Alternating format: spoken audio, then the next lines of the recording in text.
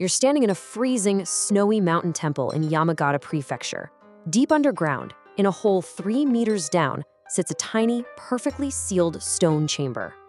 And every single day, without fail, you hear the muffled sound of a bell ringing from inside that tomb. That little bell is the absolute only sign of life from the monk inside. And you know with absolute certainty that when that bell finally stops ringing, the chamber is going to be permanently bricked shut. It sounds like a horror story, right? But it wasn't. This was a precise, calculated protocol. Okay, let's dive into this structural blueprint. To understand how this worked, we're breaking this biological retrofitting into 6 stages. The biological problem, phase 1, which is fat elimination, phase 2, which is tissue toxification, the monitoring chamber, biological verification, and finally, the irreversible decision. Section 1, the biological problem, conquering the body. And this brilliantly illustrates the mechanical hurdle these monks faced. Proving the mind had completely conquered the body meant they had to eliminate the natural processes of decay, but do it while still completely alive. This is the core mechanical difference between standard mummification and sokushinbutsu. Mummies in ancient Egypt, for example, were created post-mortem, through artificial organ removal and chemical embalming after the person was already dead. The sokushinbutsu process, entirely pre-mortem. It is an active, self-induced biological restructuring. The monk is literally the engineer, and their own living, breathing body is the machine they're modifying. Section 2, Phase 1, Fat Elimination. This first phase, historically known as mokujiki, or tree eating, lasted 1,000 days. That is nearly 3 full years.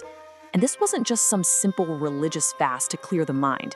Actually, scratch that. It wasn't a fast at all. It was a brutal, calculated process of radical subtraction. The goal was to actively strip the body down to its absolute minimum biological threshold. They had to survive freezing winters while completely starving the body of everything it naturally craves. The psychological and physical tension required to keep that up for 1,000 days is honestly almost impossible to comprehend. Now, what's really interesting about this is the purely mechanical logic behind their diet. Every removal served a specific structural purpose. Grains and rice, gone, because they cause rapid decomposition after death. All cultivated foods, gone, because they retain too much moisture and, well, moisture breeds bacteria. Animal products were absolutely forbidden due to their high fat content, which directly equals a high decay rate.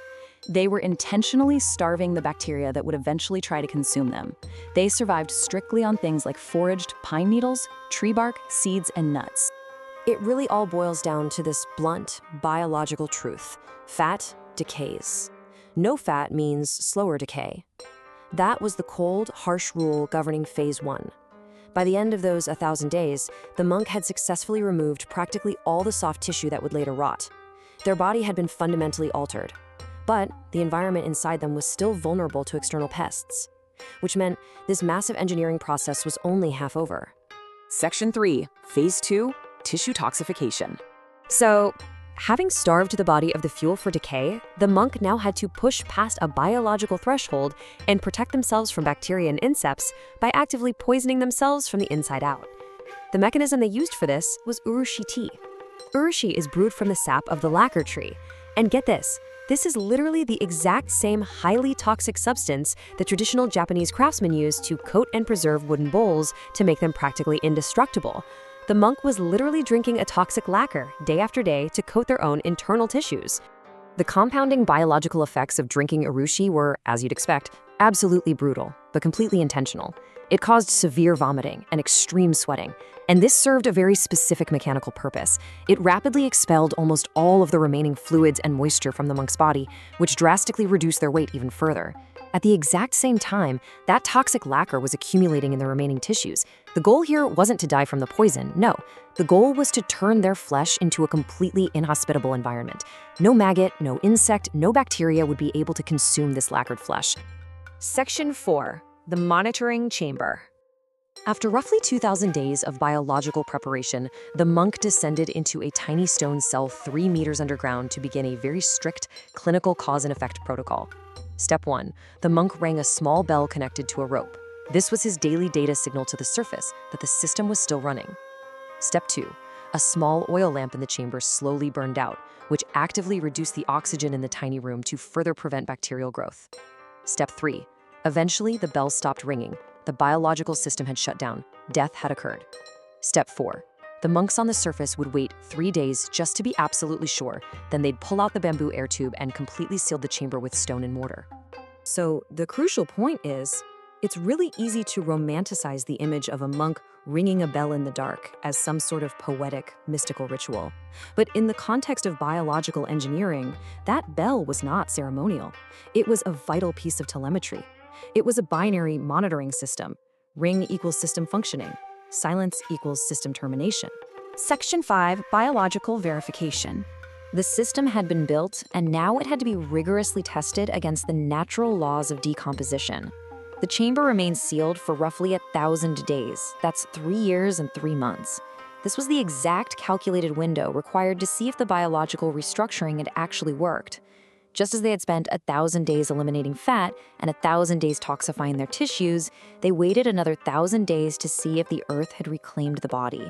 It's an incredible rhythmic time frame. When they finally broke the seal and opened that stone chamber, they were met with a very cold, binary logic. There were literally only 2 possible outcomes. If the body was decomposed, it meant the system failed. The monk was highly honored for their incredible discipline, of course, but the tomb was simply resealed and they were not venerated.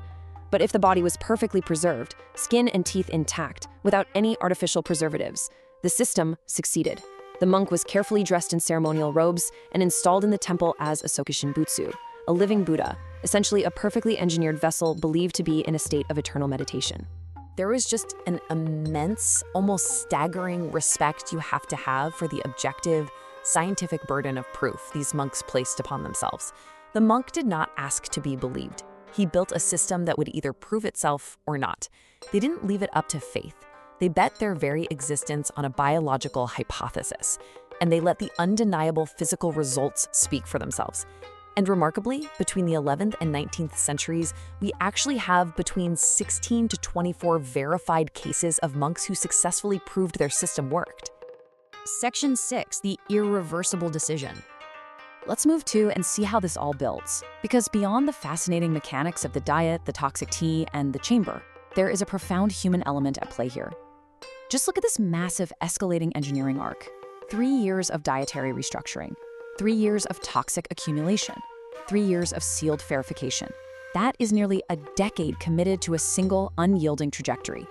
You know, we live in a modern world where almost every choice we make has a backspace button, right? We can undo, we can cancel, we can change our minds. But the monk who stepped into that 3-meter hole and rang that bell had spent 6 years walking down a hallway where every single door locked firmly behind him. When the mortar was applied to the stone chamber, there was no going back. The biological changes made to their bodies were completely permanent. So as we wrap up this explainer on the highly engineered mechanics of the sokushinbutsu, I want to leave you with a question that goes far beyond ancient history. When you look at the sheer weight of this fully irreversible, mechanically engineered commitment, at what point does a decision become real?